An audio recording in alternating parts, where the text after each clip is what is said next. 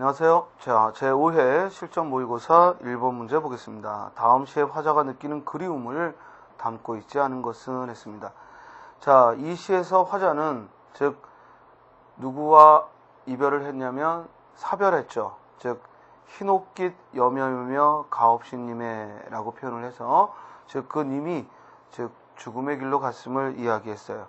그러면서 신이나 삼아줄 걸 슬픈 사연에 올로리 아로새긴 육날 메뚜리 은장도 푸른 날로 인양 베어 부질없는 이 머리털을 엮어드릴 걸.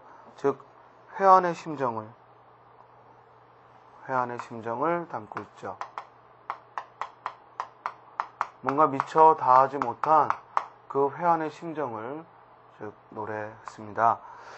자, 1번 내님을 그리워 울고 지내다니 즉 산의 접동새가 나와 이스타요이다 비슷합니다.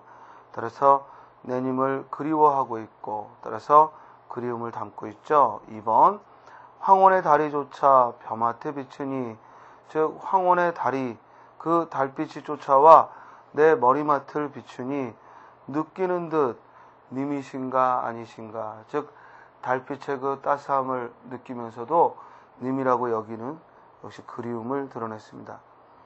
자, 계명성이 돋도록 그러니까 밤이 늦도록 다시 앉아서 고쳐 앉아 하면 다시 앉아서 바라보니 백년화 한 가지를 누가 보냈는가. 이때 백년화는 님이 보낸 선물이고 따라서 여기서는 즉 그 밤을 새우며 있으면서 백년화의 꽃가지를 보며 즉 마치 님이 보낸 듯 그렇게 감사의 마음을 담고 있죠.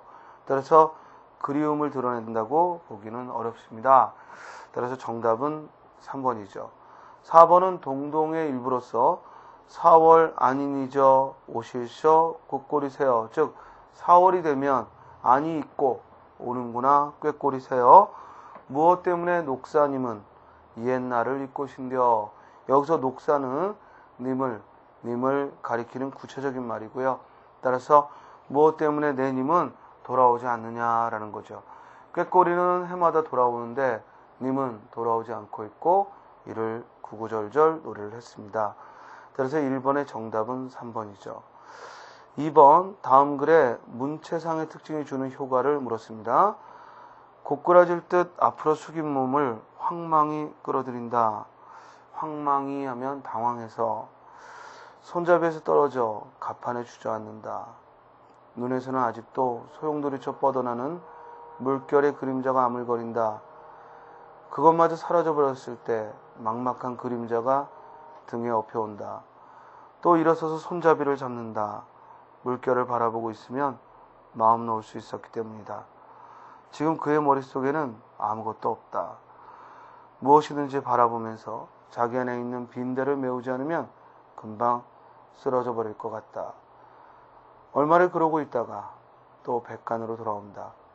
방은 아까처럼 비어있다라고 했습니다. 따라서 가판에 주저앉고 그리고 아직도 눈앞에서는 소용돌이치는 물결이 어른거리고 그리고 또 물결을 바라보았을 때 즉 마음을 놓을 수 있기 때문에 즉 소용돌이치는 물결이나마 바라보는 것이고 그래서 무엇이든지 바라보지 않으면 자기 안에 있는 빈대를 채울 수 없다는 얘기는 그만큼 불안한 심리를 드러내고 있는 거죠. 정답은 4번 인물의 불안한 심리를 잘 보여주고 있다. 3번 다음 글에서 필자가 궁극적으로 말하고자 하는 건 곧 이 글의 주제를 물어보는 거죠. 어휘가 급격하게 변동하게 되면 많은 문제도 뒤따른다. 새로운 개념, 제도, 사물이 외부에서 수입될 때에는 흔히 그와 함께 말까지도 수입되는데 이렇게 수입된 외국어가 외래어로 그리고 다시 우리말로 정착되는 과정에서는 혼란이 생기기도 하고 의사소통에 장애를 일으키기도 하며 때로는 우리말의 아름다움을 해치기도 한다. 그 수입의 대상이 되는 언어가 여러 갈래일 경우에는 외래어의 종류도 다양해져서 그만큼 혼란이 커지고 따라서 의사소통의 장애도 커지게 된다라고 했습니다. 자, 따라서 이 글은 어휘가 첫 번째 줄 어휘가 급격하게 변동하면 많은 문제가 뒤따른다라는 얘기인데, 즉 그때 새로운 개념, 제도, 사물이 외부에서 수입될 때 그와 함께 말까지도 수입된다라는 거죠. 따라서 이 글에서 말하고 싶은 것, 새로운 문물이 들어오면 말이 수입되기 마련이고 그 말의 수입은 어휘의 변동과 즉 여러 가지 많은 문제를 일으킨다라는 거죠. 이에 가장 가까운 거 정답은 2번이죠. 따라서 이 무분별한 즉 외래 문물의 수입은 자제하자는 그런 주제죠. 4번 가와 나의 관계를 물었습니다. 가에서 이런 의미에서 민족 전통을 무시하는 건 지나친 자기학대에서 나오는 편견에 지나지 않을 것이다. 따라서 첫머리에서 제기한 것과 같이 밑줄 쳐요. 민족문화의 전통을 계승하자는 것은 또 아랫줄 밑줄 쳐요. 그 오히려 왕성한 창조적 정신은 선진문화 섭취에 인색하지 않다라고 했어요. 오히려 전통문화를 지키는 것이 또 외래의 선진문화의 섭취에도 인색하지 않을 거다라는 거죠. 그런데 나달라게 다만 하고 부연하고 있죠. 그래서 나는 가의 내용을 보완하여 설명했다. 정답은 3번. 자, 5번 로마자 표기를 물었습니다. 한복남 했는데요. 우리가 로마자 표기를 쓸 때는 성명 그대로, 표기 그대로 즉 쓰면 되죠. 다만 우리 한글로 쓸 때는 성과 이름을 붙여 쓰지만 로마자로 쓸 때는 성과 이름을 띄어 쓰죠. 한복남. 그래서 성과 이름을 띄어 쓰고 이름은 복남하고 발음이 되더라도 표기 그대로 써야 하는 것이죠. 자, 여기서 조심할 건 성의 첫 글자 대문자, 그리고 이름의 첫 글자만 대문자라는 점. 2번 남산 했어요. 자, 굳이 산을 즉 붙임표를 붙여서 표기할 필요 없죠. 우리가 로마자 표기 때 붙임표를 붙이는 건 이렇게 이름과 이름 사이에 또 붙일 수도 있고요. 그리고 주로 언제 붙이죠? 즉 행정구역, 도시, 군구, 읍면, 리동의 행정구역이나 또는 가, 길, 로, 대로와 같은 도로명에 붙이는 거고요. 이런 경우에는 그대로 발음 나는 그대로 남산하고 즉 표기를 해주면 되겠습니다. 자, 해돋이 그랬습니다. 해돋이는 국외음화가 일어나죠. 발음이. 그런데 우리가 로마자 표기는 발음 나는 그대로 표기를 하는 것이니까 즉 해 하면은 H-A-E, 도, D-O, G-하고 J-I 표기하면 되겠습니다. 정답은 3번. 그리고 고유명사가 아니니까 해돋이는 고유명사가 아니니까 대문자로 쓸 필요도 없었죠. 부산 했을 때 우리가 관습적으로 부산을 PU라고 쓰는데 안 되죠. 즉 비읍의 첫소리, 비읍은 B죠. 부산하고 표기를 해야겠습니다. 자, 6번 봅니다. 기억의 내포적 의미 그랬는데요. 또 컴퓨터의 혁신, 발전이 하도 빨라서 컴퓨터 사용자는 내일의 진보는 믿으면서도 밑줄 쳐요. 어제로 향하는 역사 감각은 무뎌진다. 자, 거기서부터 내일의 진보는 믿으면서도 어제로 향하는 역사 감각은 무뎌진다. 그러면서 말하자면 이를 가리켜 시간의 섬에 살고 있다라고 했으니까 이때 시간의 섬은 곧 우리는 과거와는 단절된 그런 세계를 살고 있다. 미래에만 관심을 두고 역사의식이 부족한 점을 지적한 거죠. 정답은 4번이죠. 따라서 이때 시간의 섬이란 곧 즉 역사의식이 무딘, 역사의식이 단절된 그런 세계를 가리키는 겁니다. 7번 밑줄 친 말을 고쳤을 때 적절하지 않은 것. 도는 사람이 사는데 반드시 있어야 한다 하면은 즉 불가결한이라고 해야죠. 즉 때려야 뗄 수 없는 것, 불가결한. 반면에 불가피하는 피하려야 피할 수 없는 이라는 뜻이니까 잘못 고쳤네요. 정답은 1번. 자, 지지하다, 지지 않았다, 고난에 지지 않았다, 굴복하지 않았다고. 또 송두리째 부수다, 파괴하다고. 그리고 언어를 통해 남에게 자기의 경험을 전해준다라는 말은 전달한다라고 바꾸면 좋겠습니다. 8번 다음 글에 드러난 것과 유사한 정서했습니다. 천년사직이 즉 신라의 천년사직이 남가 일몽이고 한바탕 꿈이었고 태자가신 지 또다시 1000년이 지났으니 유구한 영겁으로 보면 1000년도 수유던가 수유 찰나더냐라는 거죠. 고작 70생에 희로애락을 싣고 각축하다가 한움큼 부토 흙으로 돌아가는 게 인생이라 생각하니 의지 없는 나그네의 마음은 아면이 수스럽다, 쓸쓸하다라는 얘기입니다. 따라서 이 신라의 마의 태자의 무덤을 보고 이미 오래전에 사라져버린 천년왕국 신라를 떠올려 본 거죠. 자, 따라서 이에 드러나는 정서는 바로 그 이미 망해버린 그런 나라의 흔적을 보면서 느끼는 거니까 맥수짓하는 심정이죠. 1번은 추강의 밤이 드니 물결이 쳐오메라 낚시를 들이오는데 고기가 아니 문오메라 무심한 달빛만 씻고 빈배 저오노메라. 즉 안분지족과 안빈낙도의 그런 여유로운 심정이고요.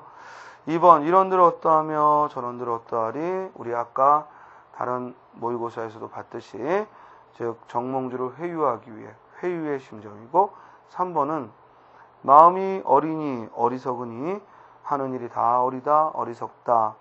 만중운산에 첩첩산중에 어떤 님이 오겠느냐만 지는 잎 부는 바람에 행여 그인가 하노라. 그리움을 연정 그리움을 드러냈죠. 4번에 보면 500년 도업지 이는 고려의 개성을 말해요. 필마로 돌아드니 즉 보통 사람의 신분으로 필마로 돌아드니 산천은 그대로인데 자연은 그대로인데 인재는 간 곳이 없다. 아 태평연월이 꿈이런가 하노라 라고 해서 즉 맥수짓하는 심정을 드러냈습니다. 정답은 4번. 9번 보죠. 다음 글의 기억과 같이 서술자가 직접 개입하고 있는 것, 우리 이를 편집자적 논평이라고 합니다. 따라서 본문에 보면 게다가 원래 못마땅한 자식이요 또 오늘은 친기란 어버이의 제사예요.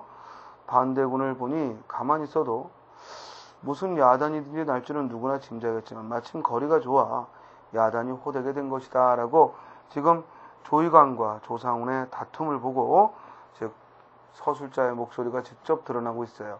자, 이런 구절 1번이죠. 인력거싹이 머푼이단가.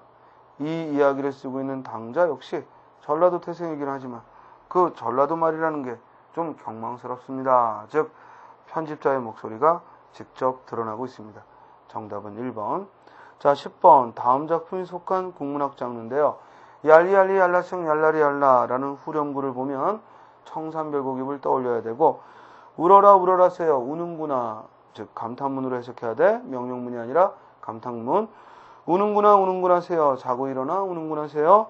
널라와 시름한 나도 곧 너보다 시름이 많은 나도 자고 일어나서 운이노라 하고 즉 외로운 심정을 그죠? 새 감정이입하여 외로운 심정을 드러냈는데 즉 고려가요죠. 그러면 고려가요의 특징이 아닌 거 1번 구전되어 오다가 조선조에 와서 문자 곧 한글로 정착됐고 주로 악학괴범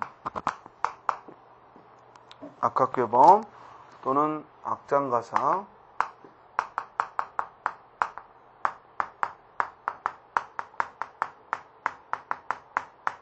그리고 시용양 악보. 자, 주로 이 세 문헌에 즉 담겨 있고요. 자, 2번 대부분 삼음보의 율격으로 분절체고 후렴구가 있다. 맞죠? 즉 고려가요는 삼음보고 분절체고 후렴구가 있습니다. 자, 이것이 이제 어디에도 영향을 주죠? 바로 경기체가, 귀족들이 지은 경기체가에도 영향을 주죠. 반면에 고려가요는 평민들이 지은 거죠. 따라서 4번이 틀렸네요. 그리고 이 귀족 문인들이 지은 정형시는 경기체가를 가리키는 것이고 고려가요는 평민층이 지었기 때문에 3번 남녀간의 사랑, 이별의 아쉬움 등 요즘 그 대중가요 흡사한 그런 주제의식을 드러냅니다. 10번에 4번이죠. 자, 11번 봅니다. 우리 선택지를 봤더니 접속어를 넣는 문제인데요. 할아버지가 이곳 별천지에 들어와 둥지를 틀던 30여 년 전만 해도 마을 주변에는 서너 채의 초막이 남아 있었다고 한다. 그러나 새마을 운동과 더불어 농촌에도 마을길이 넓어지고 포장도로가 생겨나면서 밑줄 쳐 초막은 더 이상 바깥에 있을 필요가 없게 되었다. 자, 기억 앞에는 초막이 남아있다라고 했는데 그 뒤에는 초막은 더 이상 바깥에 남아있지 않다 했으니까 그러나 맞죠. 왜냐하면 초막은 집으로부터 멀리 떨어진 논이나 바깥에 더 이상 임시막스처럼 잠시 멀 곳을 만들어 놓은 것이다. 이상하죠. 왜냐하면이라는 부사어가 들어가면 뭐가 나와야 돼? 서술어에 때문이다가 나와야죠. 왜냐하면 뭐뭐하기 때문이다 하고 왜냐하면이라는 부사어와는 이 때문이다라는 서술어가 호응을 하죠.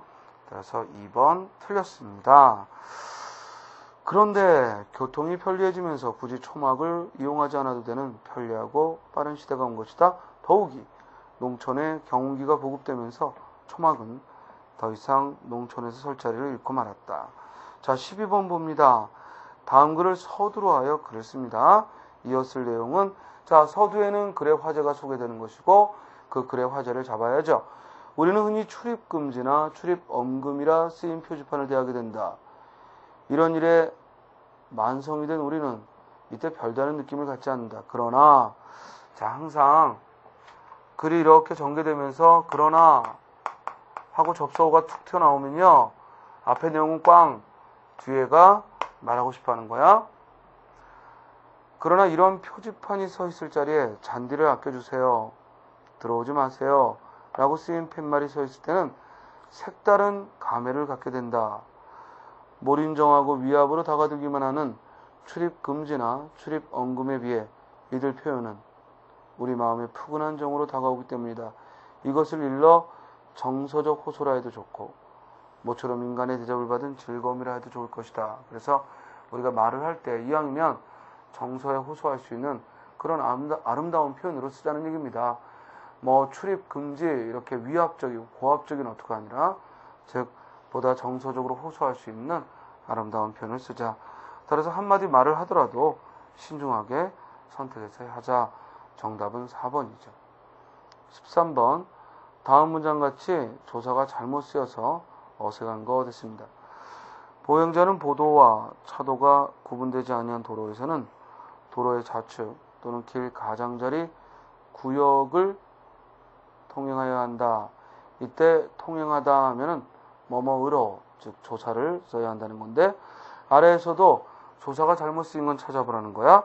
1번 그러면 이걸 생각해봐. 조사는 뭐의 지배를 받죠? 서술어야. 우리가 체언 뒤에 조사를 쓰니까 이 조사가 체언의 영향을 절대적으로 받는다고 오해하는데 그보다는 조사는 서술어의 지배를 받아요. 1번 분배한다 했으니까 목적어 있어야죠. 이를 또 즉 비례하여 분배한다. 틀린 거 없고 2번 추정한다 했으니까 무엇으로 추정하는지 점유한 것으로 추정한다. 맞고 3번 무효로 한다라고 했죠. 법률 행위를 무효로 한다라고 했습니다. 그런데 선량한 풍속, 기타 사회 질서에 위반한 그랬는데 위반하다는 무엇을 위반하다 타동사이므로 질서에가 아니라 질서를 정답은 3번. 자, 14번 봅니다. 기억에 대한 해석으로 적절하지 않은 거. 이규보의 경설인데요. 즉 거사에게 숨어 사는 선비를 거사라 하죠. 거울이 하나 있었는데 먼지가 끼어 흐릿한 게 꼭 구름에 가려워진 달빛 같았다. 그러지만 거사는 그 거울을 아침 저녁으로 이때 그 거울은 뭐야? 먼지가 끼어 흐릿한 그 거울을 아침 저녁으로 들여다보면서 얼굴을 가다듬는 듯 했다. 손님이 그의 모양을 보고 물었다. 거울이란 게 얼굴을 비춰보는 것이요. 그렇지 않다면 군자가 이를 통해 맑음을 취하는 것입니다. 그런데 선생의 거울은 흐릿해서 안개 낀 듯 몽롱한데 그것을 늘 비추어 보고 있으니 대체 무슨 까닭이신지요? 결국 이 손님은 거울을 대하는 일상적인 관점에서 거사의 행동이 궁금한 거죠. 거울을 맑고 깨끗하게 해두고 얼굴을 비치거나 아니면 성찰의 도구로 삼는 것인데 이 거사는 흐릿한 거울을 두고 있으니까 의아하여 질문했죠. 그랬더니 거사가 다음과 같이 대답했습니다. 거울이 밝은 건 잘생긴 사람은 좋아하지만 못생긴 사람은 싫어합니다. 그러나 잘생긴 사람은 적고 못생긴 사람이 많으므로 못생긴 사람이 그걸 한번 보면 꼭 깨뜨려버리고 말죠. 그러니 밝게 하는 것이 먼지에 흐려진 것보다 못하다오. 먼지로 흐려진들 거치야 녹이 슬더라도 그 맑은 바탕은 없어지지 않을 것이니 만일 잘생긴 사람을 만난 후에 다시 갈고 닦더라도 늦지는 않지요. 옛날에 거울을 보는 사람은 그 맑은 걸 취했지만 내가 거울을 보는 건 그 흐릿한 걸 취하니 뭘 그리 이상하게 생각하신단 말이에요. 따라서 내가 거울을 취하는 건 남들과 다른, 즉 그렇게 보편적이지 않은 개성적인 관점에서, 즉 자신의 개성적 관점에서 편견에 사로잡히지 않은 걸 말하죠. 따라서 1번 개성적 시간이 존재한다. 2번 인간의 결점에 대한 애정어린 시선. 3번 내면 세계를 비추는 게 반성의 길을 마련하는 계기를 마련하는 것을 바라는 심정. 이건 손님이 갖고 있던 그런 보편적인 생각이죠. 이 거사가 갖고 있던 생각은 아닙니다. 정답 몇 번? 3번. 15번 다음 글의 내용을 예측하여 읽을 수 있는 글의 제목을 정해보라 했습니다. 그럼 이 글의 가장 화제를 쓰면 되죠. 댐 건설은 오래 걸리고 돈도 많이 든다. 게다가 자연환경을 파괴할 가능성도 높다. 지금 우리 사정을 보면 수도관이 낡아 누수가 많을 뿐만 아니라 물을 아껴 쓰지 않고 낭비하는 사례도 많다. 당국은 수도관 등 낡은 시설물을 교체하고 국민은 물을 아껴 쓰는 습관을 기르는 것이 물 부족 사태에 대비하는데 더 현실적인 방안이다. 따라서 이 글은 보다 합리적인 물 부족 사태를 대피하는 방안을 얘기하고 있죠. 따라서 물 부족 문제 실천적 접근을 정답은 몇 번? 4번. 16번 다음 글의 기억과 표현 방식이 같은 거. 의문이 없는 데서 의문이 생기고 맛이 없는 데서 맛이 생기고. 어때요? 모순된 수식을 하고 있으니까 역설법이죠. 그럼 아래에서 역설을 찾으면 돼. 1번 어둠이 새를 낳고 돌을 낳고 꽃을 낳는다. 열거법이요. 또한 화류법이죠. 사물을 동물화 했으니까 화류법. 님은 같지만 나는 님을 보내지 아니하였습니다. 역설법이죠. 정답은 2번. 쫓아오던 햇빛인데 의인법을 썼고요. 그리고 나는 거울 속의 나를 근심하고 진찰할 수 없으니 참 섭섭하오. 이때는 특별한 수사법은 없고요. 진술의 방식을 썼습니다. 정답은 2번. 17번 높임의 표현이 바른 거. 스님, 제 아우와 함께 한번 찾아뵙겠습니다. 뵙다. 자, 우리말에서 들이다, 모시다, 뵙다, 여쭙다 등은 곧 객체 높임에 사용하는 표현이죠. 그래서 1번 맞습니다. 정답은 1번이죠. 어머니 형님께서 오신다니 만나 뵙도록 하세요. 앞전법을 지켜야죠. 따라서 어머니 형이 온다고 하니 즉 만나보도록 하세요 라고 해야죠. 형님, 어머니가 형님께 줄 것이 있다고 해야죠. 드리다가 아니라 나는 김씨입니다만, 아니죠. 자기 성씨를 소개할 때는 가를 붙여 저는 김가입니다만 선생의 성씨는 무엇인지요. 그래서 저라고 겸손하게 말하고 가를 써야죠. 자, 18번부터 19번은 봉산탈춤이 일부죠. 이 글에서 말뚝의 역할은요, 바로 양반을 조롱하고 그리고 양반을 희롱하는 이런 민중을 대변하는 역할을 하죠. 정답은 1번. 자, 19번에 이 글에서 기억이 가지는 반어적 효과가 그랬습니다. 이승훈이라네 하고 양반들이, 말뚝이가 처음에는 이렇게 했죠. 계잘량이라는 양자에 개다리 소반이라는 반자 쓰는 양반이 나오신단 말이요. 어때요? 양반을 조롱했어요. 그럴 때 양반이 이놈 뭐야 하고 항의를 합니다. 그랬더니 말뚝이가 이 양반들 어찌 됐소 하고 변명을 하죠. 그랬더니 양반들이 이승훈이라네 하고 국거리 장도로 춤을 추면서 결국 일시적으로 갈등이 해소되고 일시적인 화해를, 뭐 근본적인 화해는 아니고요. 일시적 화해를 가져옵니다. 따라서 기억이 가지는 반어적 효과는 곧, 여기 반어적 효과라는 얘기는 양반들이 안심한 것 같지만 이걸 통해서 이 글은 뭘 드러내고 싶냐면 양반들이 그만큼 자기를 놀리는지도 모르고 무지하고 또 어리석다는 걸 보여주는 거죠. 정답은 4번이죠. 자, 20번은요. 다음 시조의 특징을 물었는데요. 자, 이 시조가 자주 시험에 나오는 이유는요. 원래 시조는 대체적으로 한시의 구조처럼 성경 후정회, 즉 앞에는 풍경을 그리고 뒤에는 정서를, 주로 이제 초장과 중장에서 그 풍경을 그리고 종장에서 그 정서를 드러내는데, 이 작품이 놀라운 건 뭐냐면 오로지 경치만 있어요. 오로지 풍경만.